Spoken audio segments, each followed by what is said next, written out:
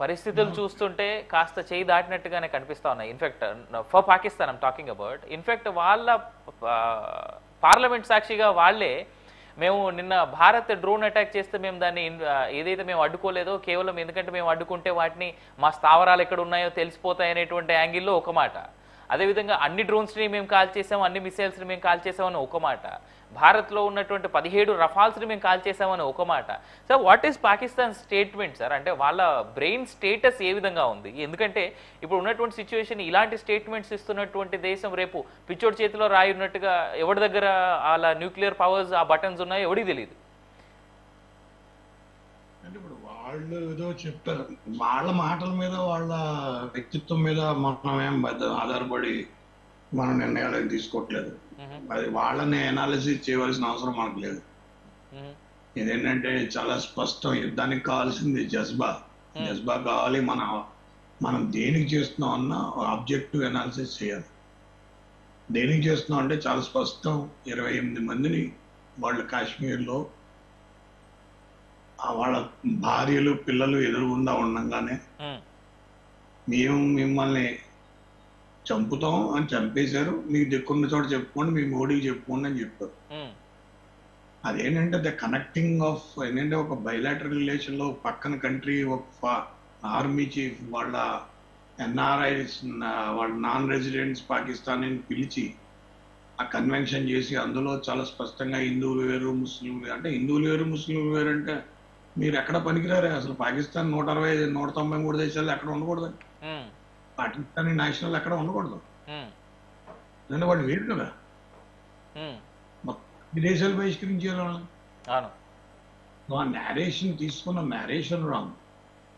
మనకేంటంటే స్పష్టంగా 1947లో ఒక మార్గదర్శనం వహించి ఒక నాయకుడిలాగా, రాజకీయ నాయకుడిలాగా మనకున్న 60-65 కోట్ల మంది జనాభా కోసం జవహర్లాల్ నెహ్రూ గారు నిలబడి ఈ పరిస్థితులు రాకుండా చూడవలసింది.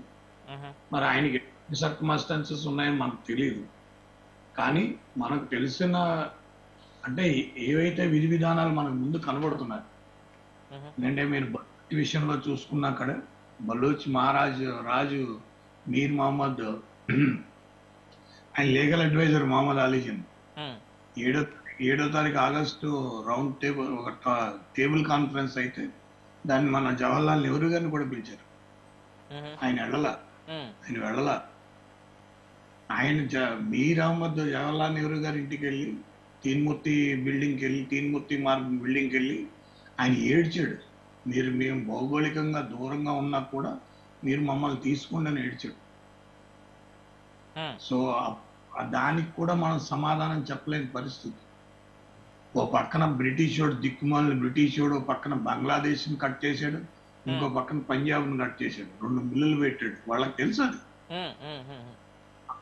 ఇండిపెండెన్స్ లోనే వాళ్ళకి విన్స్టన్ చర్చిల్ ఊహించింది ఏంటంటే మన భారతదేశం 60 ముక్కలు అవుతుందని నవ్వుతూ డిన్నర్ చేస్తూ చెప్పాడు. మహాత్మా గాంధీ గారు కూడా అక్కడే ఉన్నాడు. మహాత్మా గాంధీ గారి ముందు అందరి ముందు మీరు అందరూ ఏదో కంగారు పడుతున్నారు, మీది 60 కంట్రీలు అయిపోతుందని, 60 ముక్కలుగా వెళ్ళిపోతుంది చూస్తూ ఉండండి అని చెప్పి నవ్వుకుంటూ వెళ్ళాడు, పెద్ద చుట్టం నోట్లో పెట్టు. కానీ అది జరగలేదు. ఎందుకంటే మనం అంతా ఒక తాటి మీదకి వచ్చాం. ఆ సర్దార్ వల్లభాయ్ పటేల్ వాళ్ళందరూ రకరకాల మనుషులు రకరకాలుగా ఇచ్చేసారు, మొత్తానికి ఒక తాటి మీదకి వచ్చాం. కాకపోతే ఏంటంటే అప్పటి 1947 లవ్ స్టోరీ ఉంది చూసారా, అది అలా నిలబడి వచ్చింది.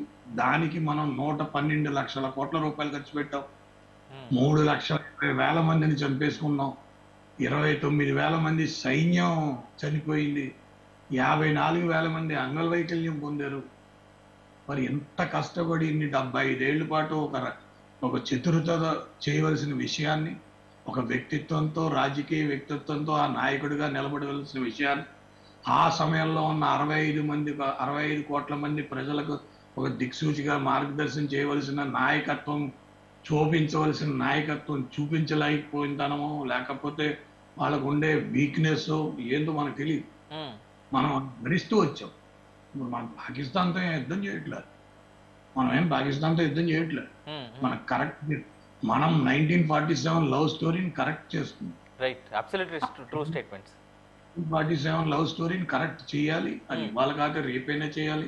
వచ్చే జనరేషన్స్ ప్రాబ్లం. ఎందుకంటే ఇంతటి దారుణమా, 140 కోట్ల మంది జనాభా. కాశ్మీర్లో కిందటిసారి 3.5 కోట్ల మంది టూరిజంకి విజిట్ చేస్తే అందులో 3,30,00,000 మంది హిందువులు వెళ్ళారు. ఆ రాష్ట్రం పూర్తిగా ఆర్థికంగా నిలబడిందంటే మన ఇది వల్ల.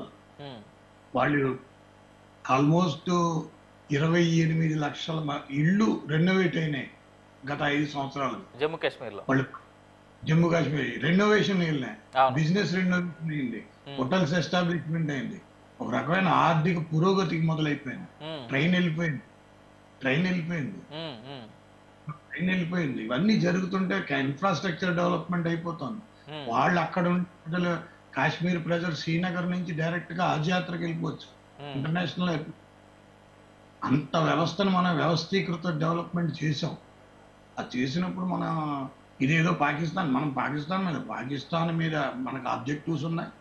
ఇదే 1 వారం 2 వారాల్లో అయిపోయేది అయితే కాదు, ఇది 7-8 వారాలు పడుతుంది. మన ఆబ్జెక్టివ్ చాలా క్లియర్. ఆబ్జెక్టివ్స్ లో మొదటి ఆబ్జెక్టివ్ బలూచిస్తాన్.